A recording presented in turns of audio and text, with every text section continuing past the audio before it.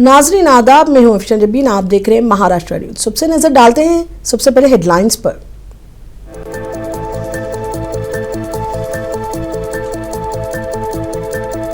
Voter अधिकार यात्रा के दौरान पीएम मोदी के ताल्लुक से नाज़िब अल्फाज का इस्तेमाल। देवेंद्र फडणवीस ने कहा राहुल गांधी का दिमाग हो गया है चोरी।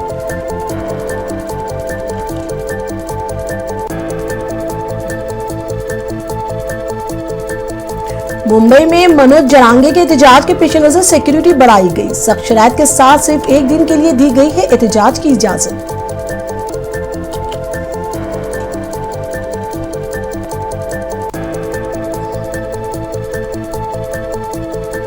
महाराष्ट्र के वजीर आला को मनोज जरांगे के साथ बात करते हुए मराठा रिजर्वेशन को कोटा के मसले को करना चाहिए हल। संजय रावत का बयान।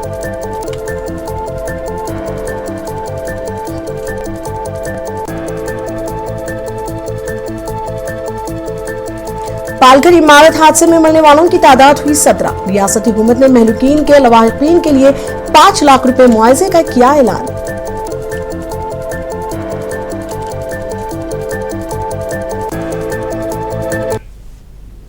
अब खबरें तफसील से। बिहार में वोटर अधिकार यात्रा के दौरान पीएम मोदी के ताल्लुक से नाज़िबा अल्फाज के इस्तेमाल पर महाराष्ट्र के वजीर आला देवेंद्र फडणवीस ने शदीद रद्द-ए-अमल का इजहार किया है। फडणवीस ने कहा कि राहुल गांधी का दिमाग चोरी हो गया है।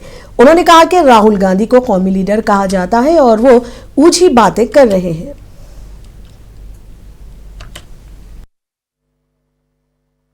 मैं आपको बहुत साफ शब्दों में कहता हूं कि मैंने इससे पहले भी कहा था कि राहुल गांधी का दिमाग चोरी हो गया है, और जब दिमाग चोरी हो जाता है तो इस प्रकार की ऊंची बातें लोग करते हैं। अब मुझे बताइए, आप राष्ट्रीय नेता कहलाते हो और इतनी ऊंची बात करते हो, आपको राष्ट्रीय नेता कहलाने का क्या अधिकार है? और मुझे तो ऐसा लगता है कि जब किसी का दिमाग चोरी हो जाता है तो उसको इग्नोर कर देना चाहिए। मराठा रिजर्वेशन तहरीक के लीडर मनोज जरांगे पाटिल का मुंबई की तरफ मार्च चल रहा है और वो जालना से पुणे पहुंचे हैं। जरांगे मुंबई में गैर मुयन्ना मुद्दत की भूख हड़ताल करने वाले हैं। इसी दौरान मुंबई में सिक्योरिटी बढ़ा दी गई। बड़े पैमाने पर मुजाहिरीन की आमद और मुमकिन बदअमनी के पेश नजर मुंबई पुलिस और मरकजी फोर्सेस ने पूरे शहर में सिक्योरिटी बढ़ा दी है। सरकारी अहकामात के मुताबिक जरांगे और इनके हामियों को 29 अगस्त को आजाद मैदान में अपना एहतजाज करने की इजाजत दी गई है, लेकिन सख्त शराइत के साथ सिर्फ एक दिन के लिए ये इजाजत दी गई है।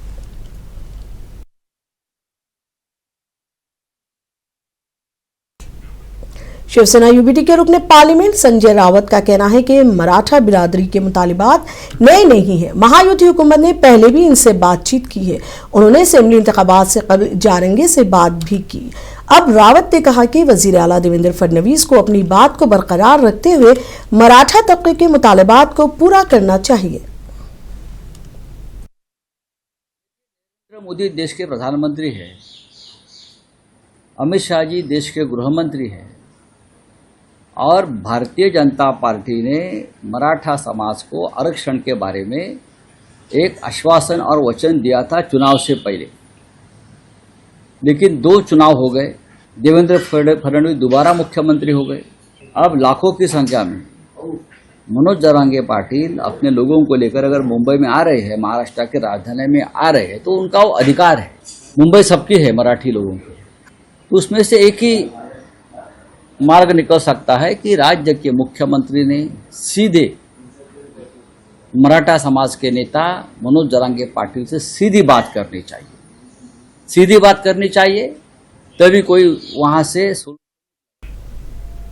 महाराष्ट्र में बल्दियाती चुनाव से पहले सियासी लीडरों और कारकुनों की पार्टी वफादारियां बदलने का सिलसिला जारी है। कई सियासी कारकुनों ने कांग्रेस में शमूलियत इख्तियार कर ली है। मुंबई में मुनक्किदा एक प्रोग्राम में महाराष्ट्र कांग्रेस के सदर हर्षवर्धन सबकल ने इन सियासी कारकुनों का पार्टी में खैर मकदम किया।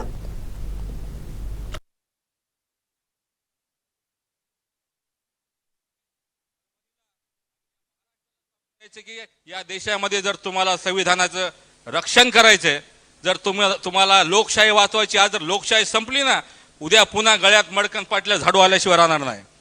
आज काय चालू आहे? मुसलमानांना त्रास द्यायचं चालू आहे, दलितांना त्रास द्यायचं चालू आहे, व्यापाऱ्यांना त्रास द्यायचं चालू आहे। आज सगळे 2-4 व्यापारी मोठमोठे सोडले तर सगळे जणाला त्रास देण्याचं काम या सरकारने सुरू केलेलं आहे।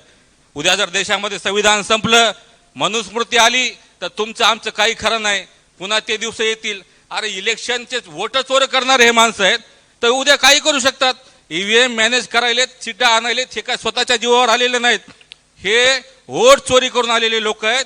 आणि अशा लोकांना जर रोखायचं असेल तर आपल्याला खंबीर नेता पाहिजे, आणि खंबीर नेता आता फक्त एकच आहे. भिवंडी में बज़्म अंसार अदब की जानिब से एक तहनीती तकरीब और मुशायरा मुनक़िद किया गया। मारूफ सहाफ़ी, अदबी व समाजी शख्सियत अब्दुल जलील अंसारी, सुबुकदोश हेड मास्टर रियाज अहमद मोमीन के एजाज़ में ये तकरीब मुनक़िद की गई। तकरीब की सदारत शब्बीर अहमद शाह ने की। प्रिंसिपल ज़ियाउर रहमान अंसारी, अब्दुल अजीज़ अंसारी, एम मुबीन ने तकरीब में खुसूसी तौर पर शिरकत की।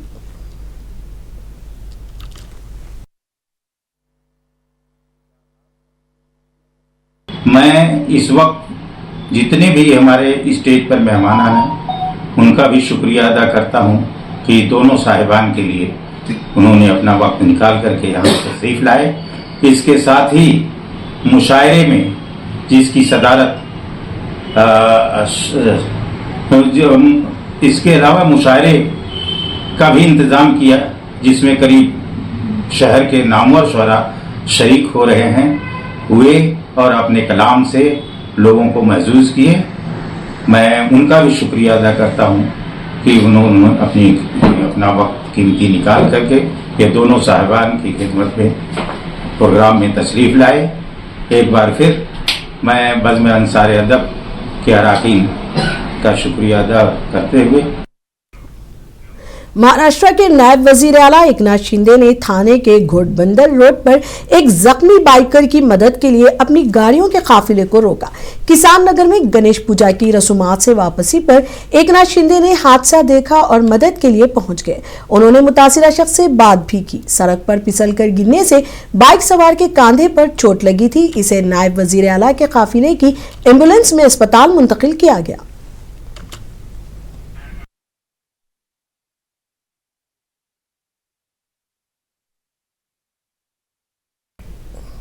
महाराष्ट्र के पालघर जिला में 4 मंजिला इमारत का एक हिस्सा मुनहदिम होने के हादसे में मरने वालों की तादाद 17 हो गई है। अब तक 9 अफराद को मलबे से निकाला जा चुका है। जख्मियों को अस्पताल में इलाज चल रहा है। बताया जा रहा है कि मजीद 2 अफराद लापता हैं। विसाई विरार म्यूनिसिपल कॉर्पोरेशन के फायर डिपार्टमेंट और NDRF की टीम्स बचाव काम में मसरूफ है।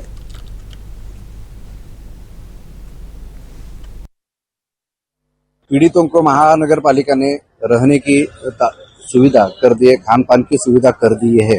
जब तक उनका ये परमानेंट अभी नहीं होता तब तक, और उनके मुआवजे के लिए कारपोरेशन प्रयत्नशील है। कल आयुक्त महोदय जी भी आए थे इधर, और मुआवजे का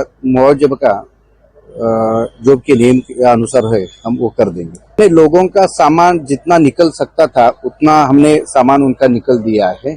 जो भी था उसमें उनकी बैग थी, उनके कुछ कागजात थे, इसके जेवर थे, सब कुछ पुलिस का सामने हमने लाके उनको लोगों को देने का प्रयास किया है। अभी जो जानकारी मिल रहे हैं 2 लोग अभी मिसिंग है ऐसा समझता है। इसके अभी ये जिसका ट्रेस जो है तो महाराष्ट्र के वजीर आला देवेंद्र फडणवीस ने विरार में इमारत गिरने से हलाक होने वालों के लवाहिकीन के लिए 5 लाख रुपए की माली इमदाद का ऐलान किया है। फडणवीस ने इस वाक़े पर दुख का इजहार किया है। इस दौरान फडणवीस ने कहा कि इमारत की ऑडिट के लिए पहले ही नोटिस जारी किया गया था। उन्होंने कहा कि हुकूमत इस मामले में सख्त रुख इख्तियार करेगी।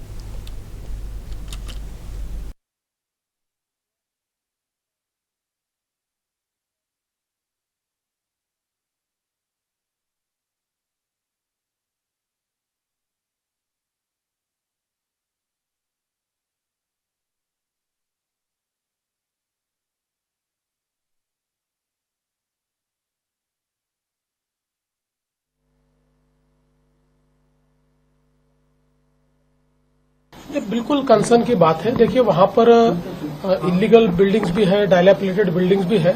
अब इस पर्टिकुलर बिल्डिंग को भी नोटिस भी दिया गया था और स्ट्रक्चरल ऑडिट के लिए भी नोटिस दिया गया था।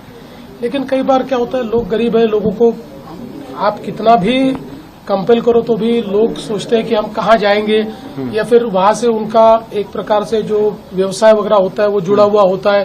तो आप दूसरी जगह भी दो तो लोग तुरंत जाना नहीं चाहते। तो ये सारी प्रोसेस बड़ी कठिन है, लेकिन मुझे ऐसा लगता है कि ऐसे मामलों में थोड़ी कड़ाई भी हमको दिखानी पड़ेगी, क्योंकि लोगों की जान। जलगांव में शहर के एक माजूर गणपति मूर्ति फरोश की इस साल 25 मूर्तियां फरोख्त नहीं हो सकी। इसी दौरान जलगांव शहर महानगर पालिका के एक गैर मजाज ठेकेदार ने इससे जबरदस्ती 700 रुपए वसूल कर लिए। माली तंगी और मूर्तियों के ना बिकने की वजह से यह खानदान शदीद बहरान का शिकार हो गया था। जब यह खबर अखबारात में शाये हुई तो एकता संगठन के सदर फारूक शेख ने हफ्फाज फाउंडेशन के अराकीन हाफिज रहीम पटेल दीगर जिम्मेदारों के साथ इस मूर्ति फरोश का घर तलाश किया और संभाजी नगर के देवेंद्र नगर पहुंचे। उन्होंने इस खानदान को 5000 रुपए की माली इमदाद की और खानदान को दिलासा दिया। इस मौके पर फारूक शेख ने कहा कि इस्लाम में इंसानियत की खिदमत पर काफी जोर दिया गया है।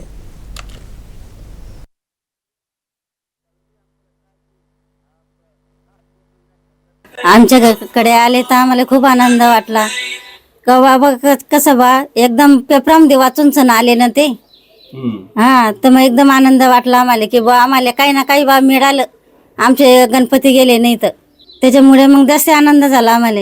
आमचा मुलगा पहिल्यापासूनच अपंग आहे तो। सुरुवात करीतो ईश्वराच्या नावाने जो अत्यंत दयाळू व कृपाळू आहे। आज दैनिक लोकमत मध्ये आम्ही एक बातमी वाचली आणि मन हेलावून घेतले की एक आमचा अपंग मुलगा त्या ठिकाणी गणपती बाप्पांच्या मूर्ती विकून आपला उदरनिर्वाह करत होता। काल त्याच्याजवळच्या 105 पैकी काही 30 मूर्ती शिल्लक असताना त्या ठिकाणी माजी नगरसेवक कैलासप्पा सोनवणे यांचे माणसं आले आणि त्यांनी सांगितले की आम्हाला 600 रुपये पावतीचे द्या। 700 रुपये ते घेतले। त्यांच्याकडे एक अधिकृत पावती नगरपालिकेची 600 रुपयाची होती। बाकीच्या 15 मूर्त्या त्यांच्याकडे वाचलेल्या होत्या। ते आता काय करतील म्हणून आम्ही हफ्फाज फाउंडेशन व एकता फाउंडेशन तर्फे त्यांचं घर शोधत आलो आणि देवेंद्र नगरमध्ये ते आम्हाला मिळाले आणि त्यांना आम्ही आमच्यातर्फे एकता संघटनेतर्फे आणि हफ्फाज फाउंडेशन तर्फे त्यांना एक 5000 रुपयाची आर्थिक मदत केलेली आहे, जेणेकरून हा आमचा जो बंधू आहे, हा जो बालपणापासून एक अपंग आहे, त्याला काहीतरी मदत होणे हे आमचा उद्देश आहे। आमचा उद्देश कोणालाही हे करणं नसून फक्त मानवतावादी दृष्टिकोनातून जे पवित्र कुराणाने सांगितलेले की आपला कोणी शेजारी, आपला कोणी शहरवासी, आपला कोणी तालुकावासी आपला दुःखात असताना त्याला जाऊन भेटा, त्याच्याशी मान सन्मानाने वागा आणि त्याला जी काही मदत करता येईल ती करा। उदगीर तालुका के बोरगांव में एक बार फिर सैलाब आ गया है और नदी की सतह में इजाफा हो गया है। नदी का पानी गांव में दाखिल होने से देहातों के दरमियान राब्ता मुनक़ता हो गया है। गुज़िश्ता हफ्ते भी सैलाब का पानी बोरगांव में दाखिल हो गया था, जिससे भारी नुकसान हुआ था। कई जानवर सैलाबी पानी में बह गए और कई मर गए। ज़राअत को भी भारी नुकसान पहुंचा है।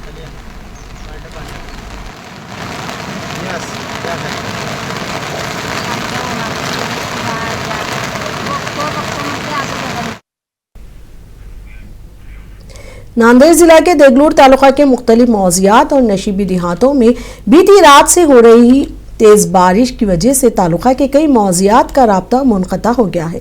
शाहराहों पर बारिश का पानी जमा हो जाने के सबब तमाम ट्रांसपोर्ट खिदमात मुतासिर हुई हैं।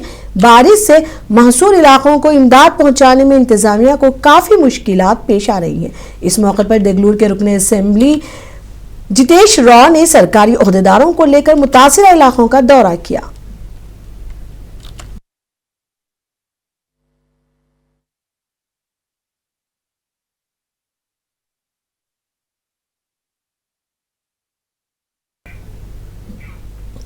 नांदेड़ जिला के देगलूर डिवीजन में इस माह अगस्त में बादल फट जाने के बायस इंटरस्टेट लैंडी मजिस्ट्रेट में जम होने वाले मौजियात में काफ़ी नुकसान हुआ है। 22 देहात इस सैलाब की जद में आ गए हैं, जिसके बायस खड़ी फसलें तबाह हो गई हैं। ज़िमन में कांग्रेस के रुकने पार्लियामेंट रविंदर वसंत राव चौहान के हमरा शिवसेना के लीडरों ने तेलंगाना के वजीर आला रेवंत रेड्डी से मुलाकात की और सैलाब मुतासरीन की मदद की अपील की।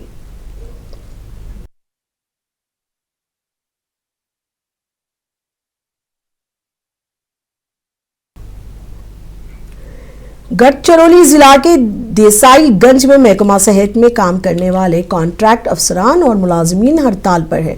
मुजाहिरीन ने तमाम कॉन्ट्रैक्ट मुलाजमीन को मुस्तकिल करने और मसावी तनख्वाह देने का मुतालबा किया है। इस हड़ताल की वजह से शहरियों को परेशानी का सामना करना पड़ रहा है। रियासत भर में हड़ताल की जा रही है।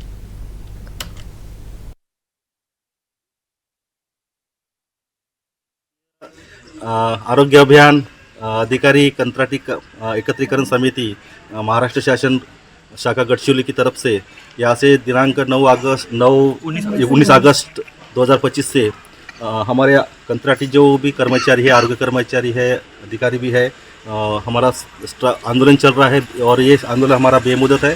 हमारी मांगनी ये है कि जो पिछला जो सरकार था माननीय एकनाथ शिंदे जी की इसमें, तो उन्होंने एक 14 मार्च 2024 को एक शासन निर्णय किया था कि जो जिनको भी 10 साल हुए हैं उनको शासन सेवा में उनको रेगुलेशन करने का उन्होंने हमको आश्वासन दिया था।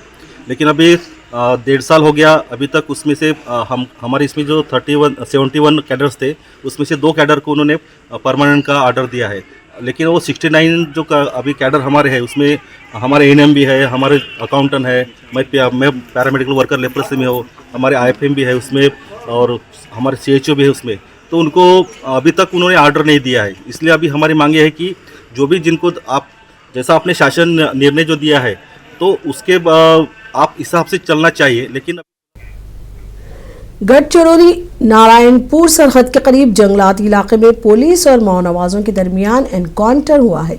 इस एनकाउंटर में 4 नक्सलियों के मारे जाने की खबर है। इस कार्रवाई में भारी मिकदार में असला और गोला बारूद बरामद किया गया है। चारों नक्सलाइट्स की लाशों को हेलीकॉप्टर के जरिए गढ़चिरौली हेडक्वार्टर लाया गया है। हुक्काम की तरफ से दी गई मालूमात को बुनियाद पर तलाशी मुहिम अभी भी जारी है।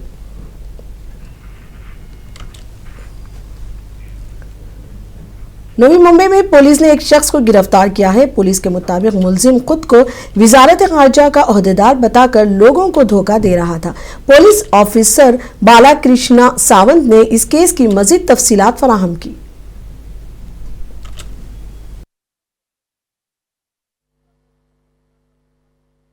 वो गवर्नमेंट ऑफिसर के आइडेंटिटी कार्ड उसने बनाए हैं। महाराष्ट्र शासन के मुख्य कार्यकारी अधिकारी वर्ग 1 और गवर्नमेंट ऑफ इंडिया इनका assistant commissioner of foreign department, ये 2 आइडेंटिटी कार्ड बना के एरिया में घूम रहा है, ऐसा इंफॉर्मेशन हमको मिल रही थी। इसलिए हम गोपनीय इंफॉर्मेशन निकाल के वो क्या क्या करता है इस पर हमने नजर रखी थी।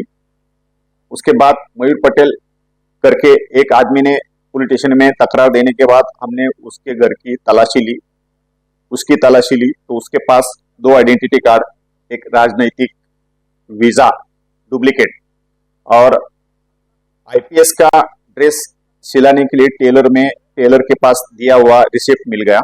तो हमने उसके खिलाफ गुना दाखिल करके उसको पुलिस कस्टडी 3 दिन की मिली है।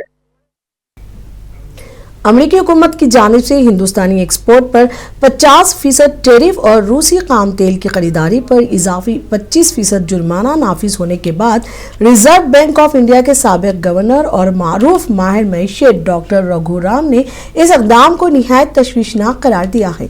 इनके मुताबिक इस सूरत हाल से हिंदुस्तान को बेदार रहना चाहिए। रघुराम ने कहा कि हुकूमत को इससे सबक सीखते हुए तिजारती हिकमत अमली पर सिरे नौ गौर करना जरूरी है।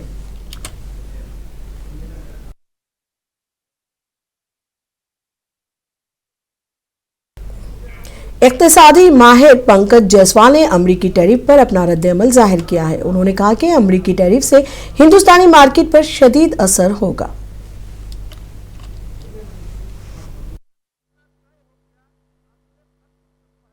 इस पीरियड में अगर भारतीय ये निर्णय लेते हैं कि हम विदेशी ब्रांड का उपभोग नहीं करेंगे, तो हमें लगता है कि जो डेफिसिट अमेरिकन निर्यात से होगा, जो आशंका जताई जा रही है कि $48 अरब का जो है डेफिसिट होगा अगर अमेरिका को निर्यात नहीं करते हैं, तो उसकी बहुत हद तक भरपाई जो है घरेलू खपत में इस पूरे 2-2.5 महीने का जो पीरियड है जिसमें हर भारतीय खरीदारी करता है, अगर वो विदेशी ब्रांड की जगह घरेलू चीजों का, क्योंकि त्योहारों में वस्त्रों की खरीद बहुत ज्यादा होती है, ज्वेलरी की खरीद बहुत ज्यादा होती है, लेदर फुटवियर की खरीद बहुत ज्यादा होती है, और इन्हीं चीजों पर मार जो है अमेरिका टैरिफ से चल रहा है। तो अगर हम भारतीय लामबंद हो जाए अमेरिका को जवाब देने के लिए और 2.5 महीनों में अगर हम ये खरीदारी कर ले जाते हैं और ये डेफिसिट को पार कर जाते हैं, तो इन 2.5 महीनों के अंदर भारत के पास पर्याप्त समय मिल जाएगा, क्योंकि अमेरिका के साथ अभी हमारी कोई दुश्मनी नहीं है, अमेरिका ने कोई हमारे जमीन पे कब्जा नहीं किया, ये ट्रेड डील है, ट्रेड नेगोशिएशंस, और व्यापार में नेगोशिएशंस होते रहते हैं। तो इन 2.5 महीनों में अमेरिका को भी समझ में आ जाएगा, बहुत से विश्व परिदृश्य में जियो पॉलिटिकल सिनारियो में भी बहुत सारे चेंज आ जाएंगे। रसिया यूक्रेन को लेकर भी हो सकता है एक संभावित हल निकल आए। तो मेटा इकोनॉमिक्स इफेक्ट इस दरमियान जब होगा तो उस दरमियान हमें एक रास्ता दिखाई दे सकता है जो भारत के लिए हितकारी होगा। अमेरिका भी जो है स्थितियों पर पुनर्विचार करके वो वापस आ सकता है, हम अपने पैरों पर खड़ा हो सकते हैं। आपको याद होगा कि आजादी के समय में भी ठीक सिमिलर स्थिति एक आई थी जब ब्रिटेन ने भारत के कपड़ा उद्योग को खत्म कर दिया था। ब्रिटेन के आने से पहले, या आप देखेंगे 19वीं सदी में और 18वीं सदी में भारतीय कपड़ा उद्योग का यूरोप में बहुत ज्यादा मांग थी। ब्रिटेन ने धीरे धीरे उस बाजार को खत्म किया अपने। महाराष्ट्र न्यूज में अब तक के लिए इतना ही। मुझे दीजिए इजाजत। आदाब।